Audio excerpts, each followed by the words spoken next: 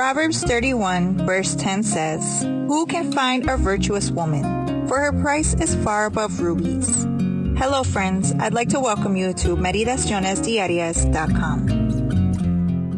Hello, today's date is June 10th, 2021. In our Women's Devotional, Brushstrokes of God's Love, today's title is called, "To Love is to Forgive." Luke chapter 6 verse 37 says, "Forgive, and you will be forgiven." We all have been offended at some point. Others have advised us to forgive the offender. We know that forgiving is a Christian principle we have to put into practice, but it's not easy to do so. Forgiving is a process that takes time. It requires spiritual and emotional resources, a lot of courage and reflection, not only about what happened, but also about life and salvation. For many people, staying stuck in the offense is more comfortable than laying hold of the resources needed to release bitterness and resentment with courage while looking to both parties' future. Staying stuck in the offense is a way of being permanent hostages of pain caused by occasional betrayal or harm. It means making the offender responsible for our own suffering. It means deciding to remain victims every single day. Nobody besides ourselves can chain us down to the self-destruction generated by the offense. Would that be wise?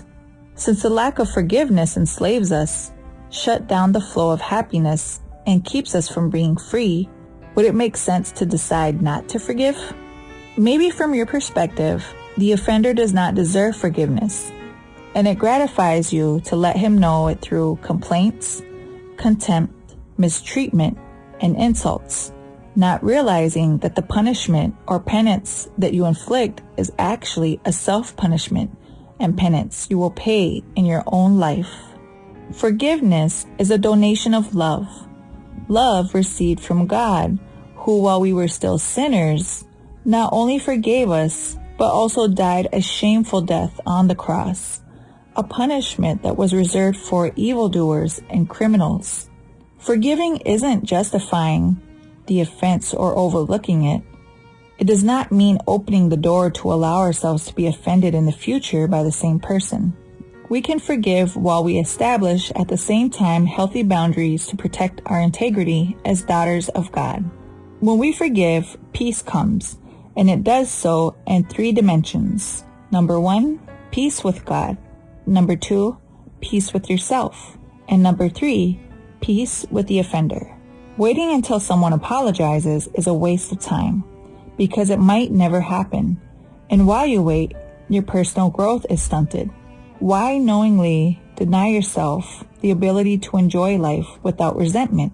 May our prayer be, "And forgive us our debts as we forgive our debtors." We invite you to listen to Radio Joven Adventista at www.jovenadventista.com. And please share this devotional on your social media with hashtag Women's Devotional, hashtag Radio Joven Adventista, hashtag Meditaciones Diarias. We'd also like to invite you to download the Meditaciones Diarias app that's available for both Android and Apple. Thank you so much for joining us, and I hope you have a blessed day.